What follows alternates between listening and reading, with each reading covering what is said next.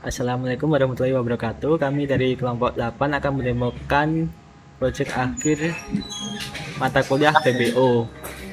Perkenalkan, nama saya Jurdi Oktan Ramadan dengan nama akhir 1039. Di sini di WinForm pertama tampilan awal yaitu tampilan login, dan ketika belum punya akun bisa buat akun dengan menekan ini tulisan belum punya akun. Di sini ada pilihan ingin mendaftar sebagai apa, ada petani sama pembeli. Saya akan memilih petani terlebih dahulu. Di sini ada nama lengkap, buat username, buat paspor, konfirmasi paspor, nomor HP, sama alamat. Misalnya nama lengkapnya kan, buat username-nya juga Oktan, sama paspor Oktan 123, konfirmasi paspor Oktan 123. Misal kelupaan nih mau ngecek salah apa enggak, bisa dilihat paspornya. Terus untuk nomor HP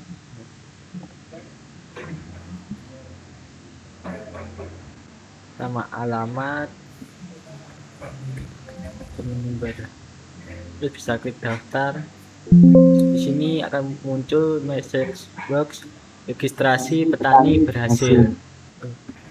Di sini saya akan login menggunakan akun yang sudah saya buat, yaitu Okta, dan paspornya Oktan 123. Bisa dilihat dengan menekan tombol mata ini, terus login. Maka akan muncul login berhasil sebagai petani, lalu klik OK. Nah, di sini untuk tampilan role petani di dashboard ada tampilan jumlah tanam aktif, lahan dimiliki, stok saat ini, dan pendapatan bersih yang masih nol karena belum ada penambahan apapun. Terus di sini ada tabel lahan belum panen dan tabel panen. Lanjut ke fitur lahan saya. Di lahan saya ini ada tabel daftar lahan Anda yang masih kosong, dan jika mau menambahkan bisa tambah lahan baru dengan buat nama lahan, misal lahan depan SD. Luas lahannya 1000 mm persegi, sama lokasi lahan itu Jalan Tegal Boto. Bisa diklik buat lahan. Apakah Anda yakin ingin mendapatkan lahan? Di konfirmasi ini saya pilih yes, berhasil menambah lahan baru, dan lahan berhasil bertambah dan masuk ke daftar lahan Anda. Selanjutnya bisa ke rencana tanam. Di sini bisa membuat rencana tanam untuk lahan yang dimiliki. Bisa pilih komoditas misalnya padi, lahannya itu ini masih satu, yaitu lahan depan SD, sama perkiraan tanggal panel misal Juli tanggal 1. Sebelum buat rencana, kita tambahkan nama kebutuhan terlebih dahulu. Di nama kebutuhan ini misal pupuk urea, jumlahnya 20, satuannya karung, harga 50.000. Disimpan. Nanti akan muncul di tabel kanan ini, dan ada total estimasi biaya yaitu 1 juta. Misal kita tambah lagi ini bibit padi, jumlahnya 10, satuannya 10 botol misal, terus harga satuan 20.000. Itu simpan. Di sini juga akan bertambah ini total biayanya yaitu 200, dan pupuk ureanya 1 juta, dan estimasi 1.200.000. Di sini juga bisa hapus. Misal kita hapus pupuk urea, klik hapus, akan ada konfirmasi apakah yakin hapus kebutuhan ini. Klik iya, nanti akan kehapus dan sisa bibit padi. Setelah bisa kebutuhan tanamnya udah selesai nih, bisa langsung buat rencana. Ada konfirmasi lagi, apakah Anda yakin ingin membuat rencana tanam ini? Iya. berhasil menyimpan rencana tanam. Maka rencana tanam sudah terbuat dan lahan saya di sini jadi sedang ditanami statusnya. Terus lanjut ke monitoring dan panen. Di monitoring dan panen ini ada petunjuk yang belum panen itu ada 1 rencana, yang sudah panen masih 0. Ini nanti akan bertambah ketika sudah klik untuk panen. Di sini ada tabel yang dimana berisi lahan, komoditas, tanggal, perkiraan panen, modal, sama status panen. Di sini ada tombol klik untuk panen.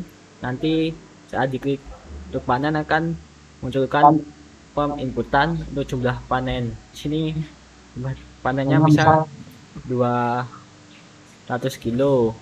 Keterangan misalnya panen besar, lalu diklik simpan panen.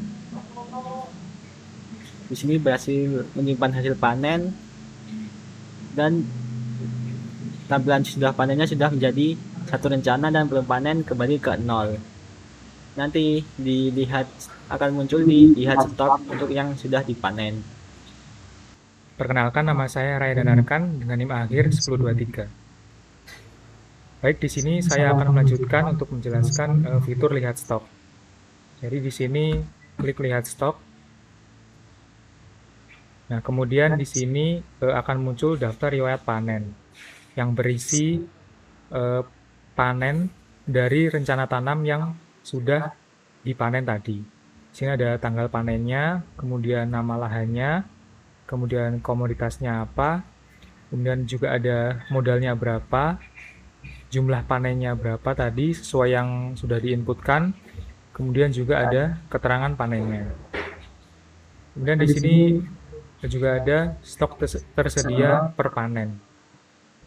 Jadi tadi panennya itu padi, kemudian lahannya depan SD. Nah, jumlah stok awalnya 200, ini jumlah stok yang sudah terjual masih 0 kilo karena belum terjual. Kemudian sisa stok sekarang ya masih full, yaitu 200 kilo.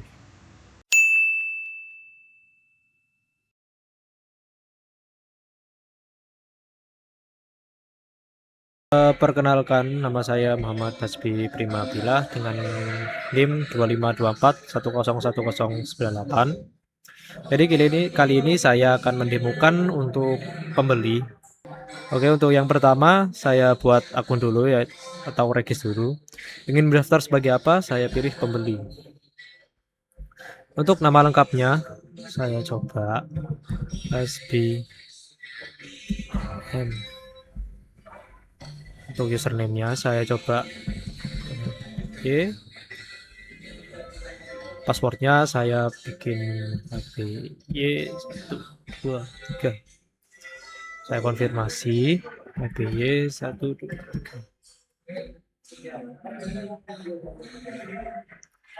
Oke, untuk konfirmasi udah bener.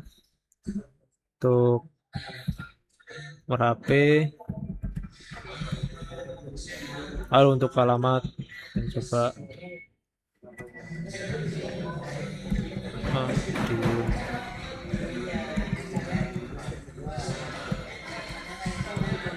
Timur. Oke, saya daftar.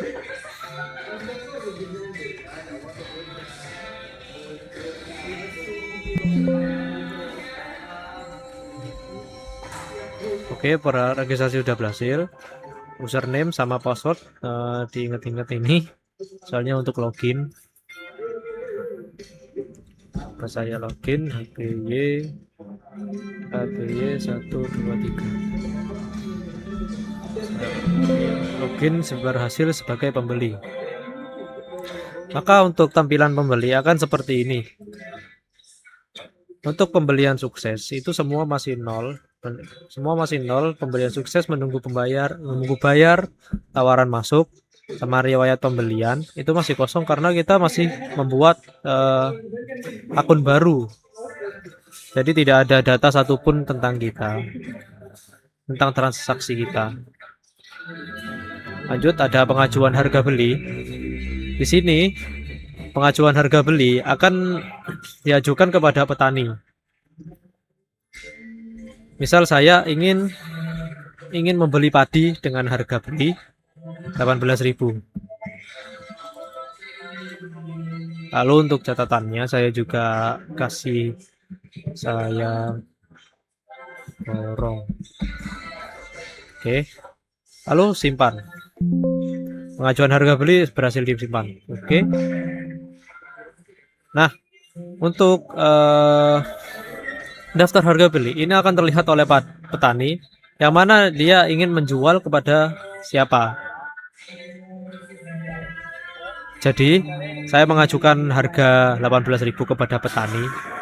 Nanti petani yang akan melakukan aksi penjualan dari hasil stoknya. Baik, jadi tadi Hasbi sudah membuat akun pembeli, dan dari akun pembeli tersebut membuat harga beli dari komoditas padi. Jadi di sini masuk ke fitur penjualan. Jadi di sini kami ingin menjual padi, kemudian klik padinya. Nah, kemudian di sini akan muncul pembeli-pembeli yang membuat harga atau mengajukan harga padi. Nah, kemudian untuk namanya tadi sendiri adalah Hasbi M. Nah, kemudian diklik pembeli Hasbi M. Nah, di sini muncul detail pengajuan penawarannya.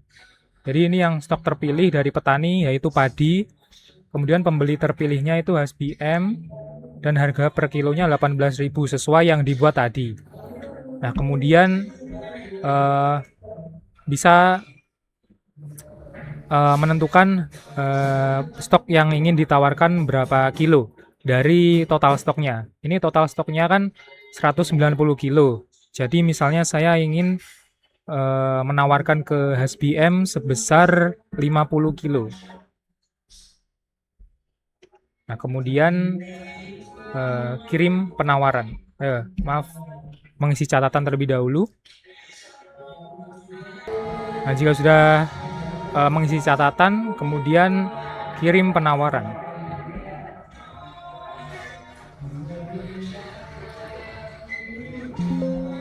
Nah, di sini ada informasi kalau penawaran sudah berhasil diajukan. Kemudian klik OK. Setelah tadi teman saya melakukan penawaran kepada pembeli adalah saya, maka tawaran masuk akan menjadi satu, yang dimana ini akan masuk kepada penawaran masuk. Nah, atas nama petani Oktan menawarkan 50 kg padi dengan harga yang sudah saya tentukan yaitu 18.000. Di sini pembeli akan melakukan transaksi berapakah jumlah yang akan dibeli oleh saya selaku pembeli.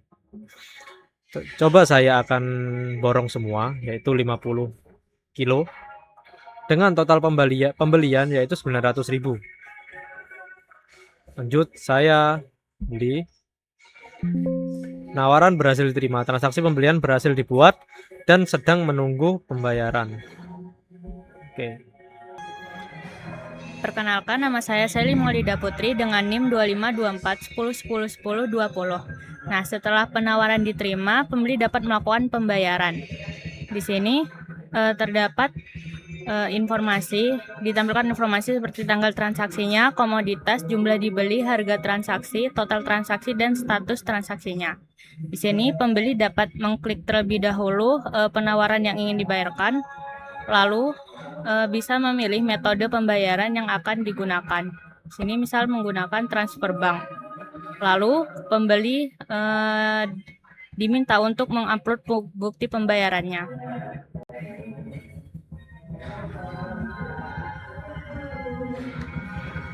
Setelah sudah sesuai, maka pembeli dapat mengklik bayar.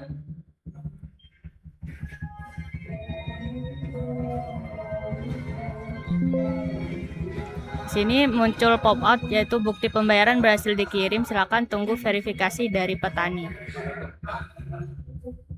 Selanjutnya, setelah pembayaran yang dilakukan oleh pembeli, akan muncul di verifikasi petani. Nah, di sini terdapat daftar pembayaran yang sedang menunggu verifikasi dari petani. Di sini untuk memverifikasi pembayaran, petani dapat mengklik terlebih dahulu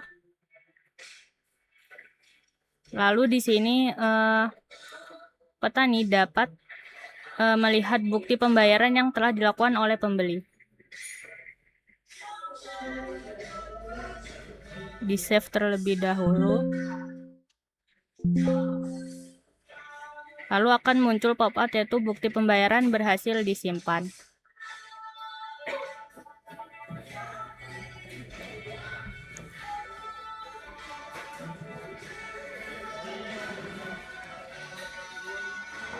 Jadi ini adalah bukti pembayaran yang telah di-upload oleh pembeli. Selanjutnya, petani bisa melakukan aksi yaitu bisa diterima dan juga ditolak. Di sini karena sudah sesuai buktinya, petani akan melakukan verifikasinya telah diterima. Lalu akan muncul pop-up pemberasi berhasil diterima, transaksi selesai dan stok telah dikurangi. Baik, jadi tadi sudah dilakukan untuk verifikasi pembayaran oleh petani. Dan petani tadi sudah mengklik untuk terima. Jadi di sini akan masuk ke laporan. Nah, jadi di sini riwayat penjualannya ada nama pembelinya Hasbi. Untuk jumlah dibelinya tadi benar 50 kilo. Kemudian harga transaksinya 18.000 dan total transaksi Hasbi tadi mengeluarkan uang sebanyak 900.000 dan status transaksinya berhasil. Nah, kemudian di sini untuk laba rugi berjalannya ini masih berjalan karena sisa stoknya itu belum habis. Jadi ini masih bisa bertambah untuk laba ruginya. Ya, untuk total biaya tanamnya ini 200.000. Untuk total pendapatannya 1 juta dan keuntungannya saat ini masih 800.000. Dan ini masih bisa bertambah lagi. Untuk ini adalah transaksi yang pernah dilakukan sebelumnya. Jadi petani Okta ini telah melakukan 2 transaksi dan saat ini sejauh ini untung sebanyak 800.000, tetapi untungnya belum final. Seperti itu.